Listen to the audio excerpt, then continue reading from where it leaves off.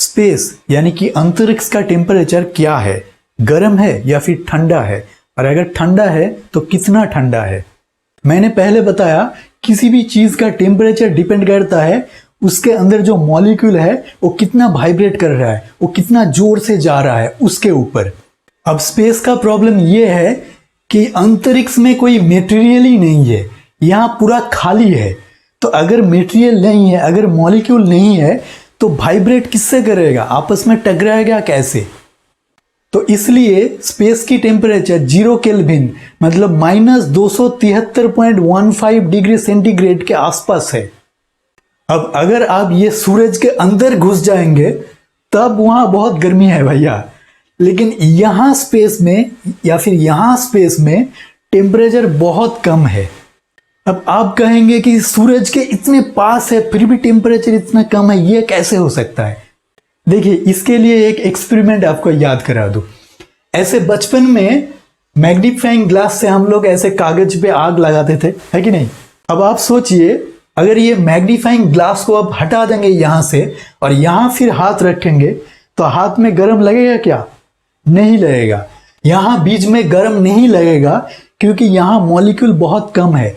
यहाँ air molecule है, oxygen, hydrogen, carbon dioxide, nitrogen, ये सब मॉलिक्यूल यहाँ है, पर उसका क्वांटिटी बहुत कम है, इसलिए इसके बीच में वाइब्रेशन ज्यादा नहीं होता है। लेकिन जब सनलाइट इस कागज के ऊपर गिरता है तब कागज के अंदर जो बहुत सारा मॉलिक्यूल है वो आपस में बहुत ज्यादा जोर वाइब्रेट करने लगता है और इसीलिए उस कागज में आग लग जाता है।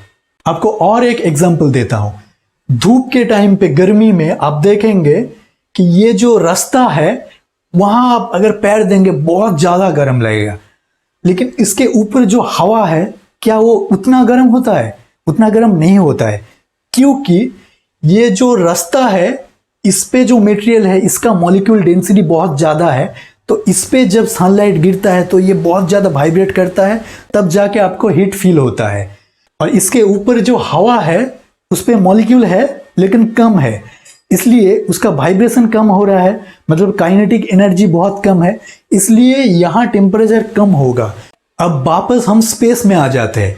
स्पेस में इतना मॉलिक्यूल तो नहीं है, लेकिन थोड़ा न्यूट्रिनोज और हाइड्रोजन मॉलिक्यूल ये चारों तरफ घूम रहा है, लेकिन फिर भी स्पेस का टेम्परेचर 0 केल्विन मतलब -273.15 डिग्री सेंटीग्रेड नहीं है।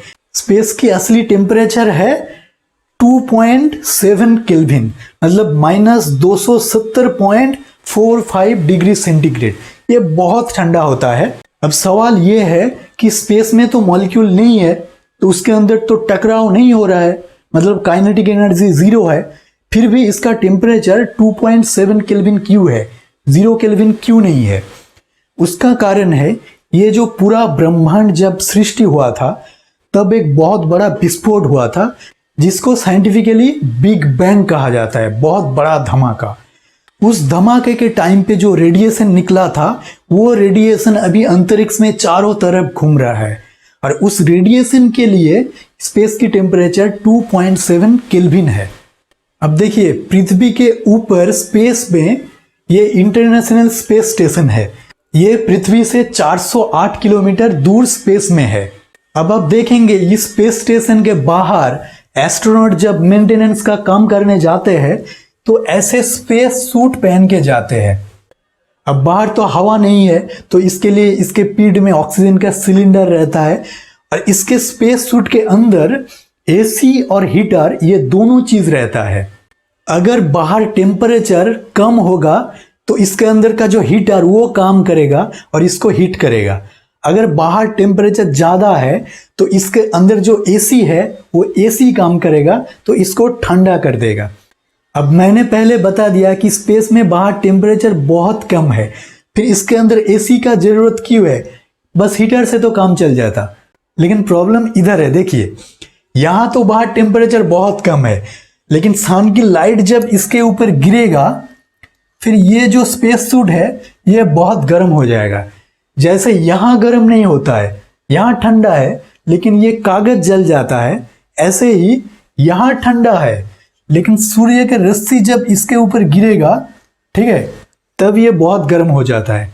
उसलिए उसको ठंडा करना पड़ता है, इसलिए एसी की ज़रूरत होती है ये स्पेस सूट के अंदर। अब ये एस्ट्रोनॉट अगर रात में काम कर रहा है बाहर जाके, तब इसको बहुत ठंड लगेगा, इसलिए हीटर का ज़रूरत है, जो हीटर इसको गर्म करेगा।